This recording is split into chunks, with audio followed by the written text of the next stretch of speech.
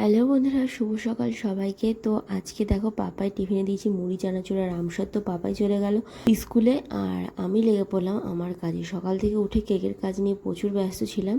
আজকে একটু ফন্ডেন্টের কাজ আছে, তো আমার বর পাপাইকে দিয়ে চলে এসছে। এরপর ওকে মুড়ি আর চানাচুর খেতে দিয়ে দিলাম, তারপর আমি লেগে গেলাম আবার আমার কাজে।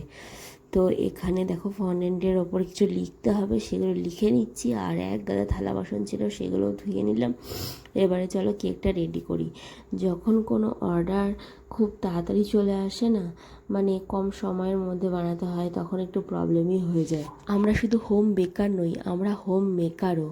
এই কথাটা যে কেন মানুষ বুঝতে চায় না, বুঝতে পারি না। আসলে আমাদের কেক বানানোর পাশাপাশি ঘরের কাজও থাকে, বাড়ির কাজ থাকে, বাচ্চা সব কিছু সামলেই কিন্তু আমাদের এই কাজগুলো করতে হয়। তো যদি দুদিন আগে থেকে একটু অর্ডারটা কনফার্ম করা হয়, তাহলে আমাদের কিন্তু ধীরে সুস্থে কাজটা করতে অনেকই ভালো হয় এবং সুবিধা হয়। তো যাই হোক, কি করা যাবে, সব সময় তো আর নিজের মনের মতন সব কিছু হয় না। আজকে একটা কুনকে কেকের অর্ডার ছিল, তো এটাকে ফাইনাল ফিনিশিং করে নিয়ে আমি লেগে যাব রান্নার কাজে। তো তার জন্য একটু তাড়াহুড়ো করছি, কারণ রান্না বান্নার ব্যাপার আছে। আজকে যদিও ভিডিও করব না, তাই একটু চাপটা কম। আজকে একটু শর্টকাটে প্রেশার কুকারে চিকেনটা রান্না করে নিচ্ছি। তার কারণ প্রেশার কুকারে চিকেনটা সেদ্ধ করলেও কিন্তু অনেক সুন্দর নরম হয়। কুকারে রান্না করার এই একটা মানে সুবিধা যে রান্না করো সিটি দিয়ে নাও। আর আজকে ভেবেইছি যে মাংসটা একদম নরম করে বানাবো, তার জন্য একটু প্রেশার কুকারে বানানো। তো আমি পেঁয়াজের সঙ্গে মাংসটাকে ভালোভাবে ভেজে নিয়েছি। আর তারপর পেঁয়াজ, রসুন, আদা, লঙ্কা, ধনে, জিরে, হলুদ সব কিছু দিয়ে একটু নাড়াচাড়া করে কষিয়ে নিয়ে আলু দিয়ে দিলাম। দেখো, আমি ভালো রান্না করতে পারি না, ঠিক আছে? তাই কেউ কিছু বাজে কমেন্টস করো না। জানি তোমরা অনেক ভালো রান্না করতে পারো আমার থেকে অলরেডি। তো কষিয়ে আমি জল দিয়ে দিয়েছি। আমি কোনো টিউটোরিয়াল দিচ্ছি না তোমাদেরকে, কি কি করেছি আমি শুধু সেইগুলোই দেখাচ্ছি। এবার আমার কুনকে কেকটা রেডি হয়ে গেছে, একটু স্প্রে করে নিচ্ছি ওপরে। এরপরে এই যে রেড ভেলভেটের গুঁড়ো, মানে কেকটা রেড ভেলভেট ছিল না, চকলেট ছিল, আমি জাস্ট লাল একটা কেক বানিয়ে নিয়েছিলাম, সেটা গুঁড়ো দিয়ে দিলাম।